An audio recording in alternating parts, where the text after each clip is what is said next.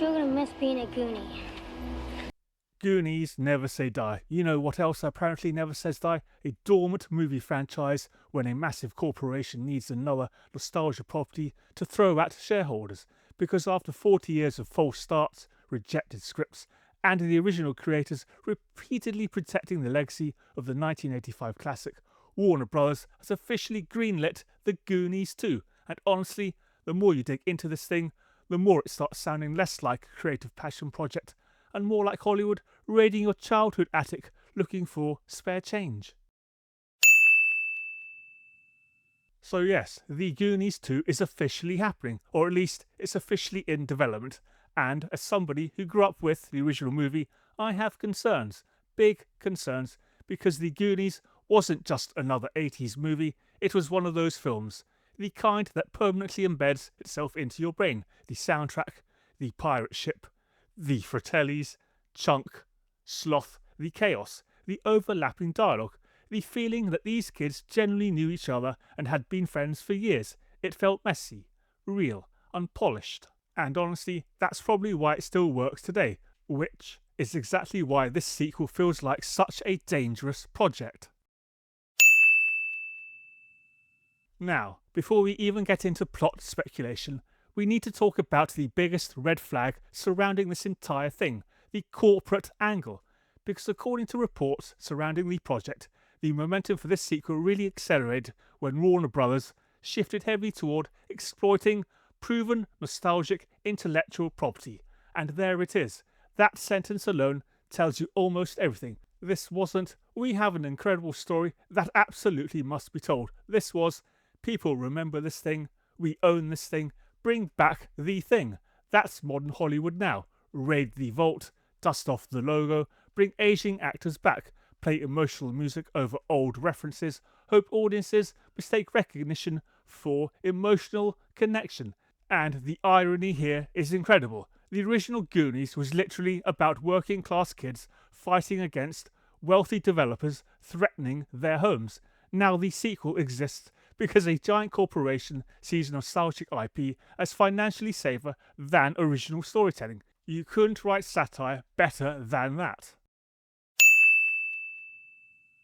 And this is where things get really interesting, because for decades, this sequel basically didn't happen for a reason.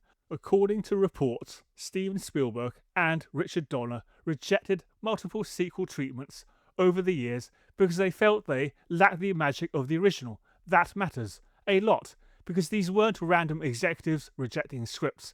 These were the people who actually understood why the original worked.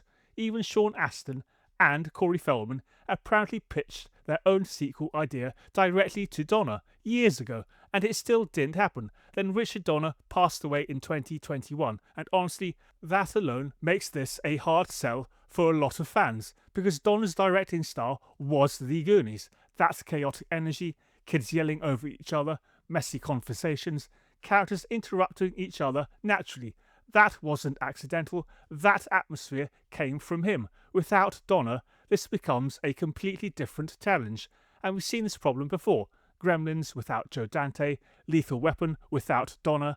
You can bring actors back, but tone is much harder to recreate. Now, this part genuinely made me laugh, because in late 2024, rumours started flying around online claiming Goonies 2 was happening, and members of the original cast publicly shut it down.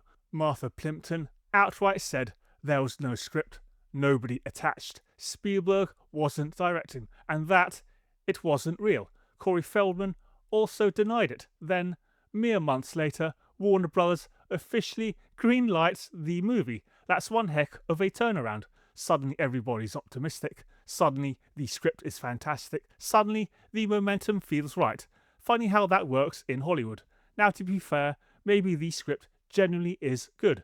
That's entirely possible. But from the outside looking in, it absolutely feels like the studio finally decided, right, we're doing this now.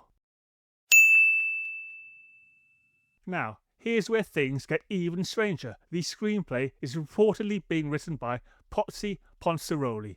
And before anyone jumps on me, I'm not saying he's untalented. From everything I've heard, Old Henry is very, very good. But That's exactly why this feels bizarre. Old Henry is gritty, bleak, slow burn, violent. It's about an aging Billy the Kid figure hiding from bounty hunters. That is not Goonies territory. The Goonies is loud chaos, kids screaming, bumbling criminals, adventure, optimism, weirdness. So on paper, this feels like a strange creative fit.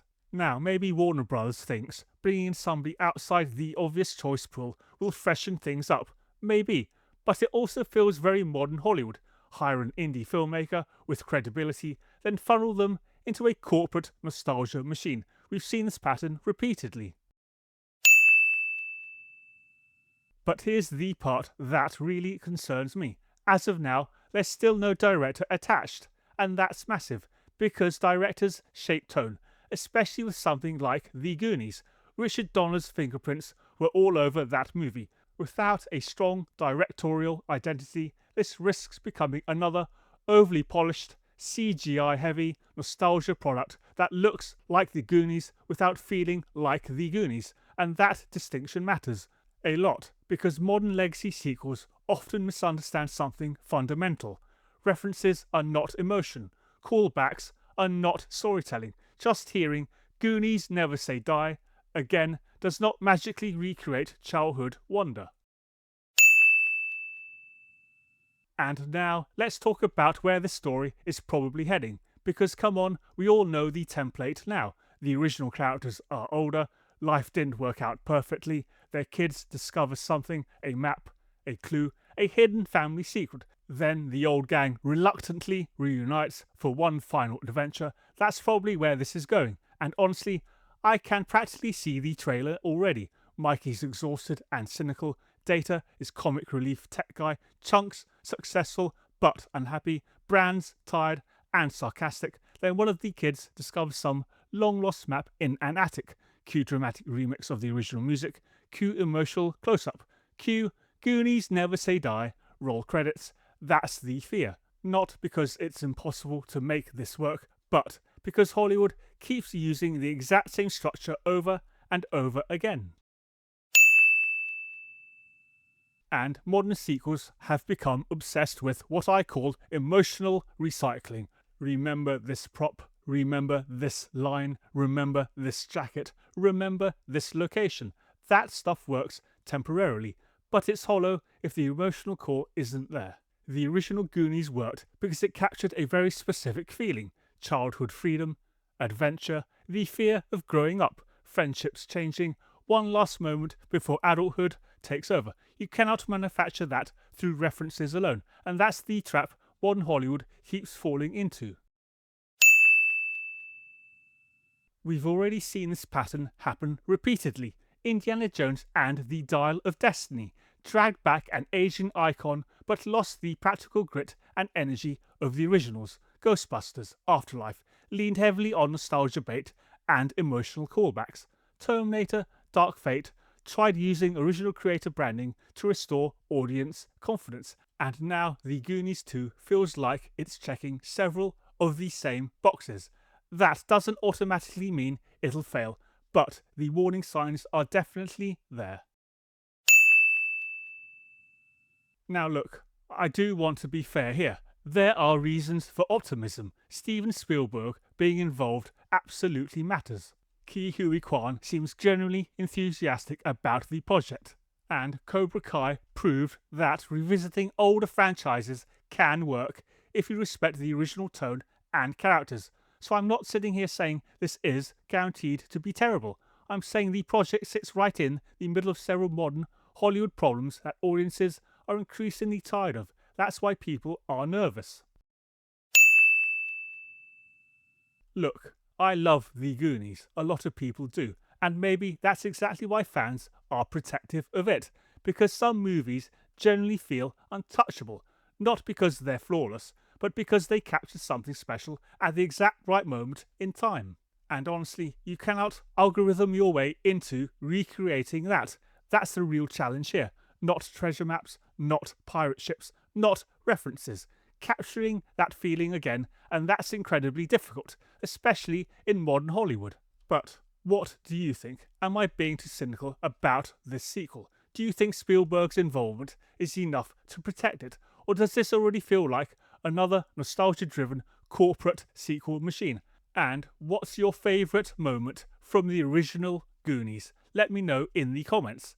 And if you enjoyed this breakdown, subscribe to Watching Nonsense Unfold for more movie deep dives, sequel concerns, Hollywood nonsense, and TV and film breakdowns. Because sometimes revisiting the past works beautifully, and sometimes Hollywood finds a dusty treasure map and mistakes it for a business plan.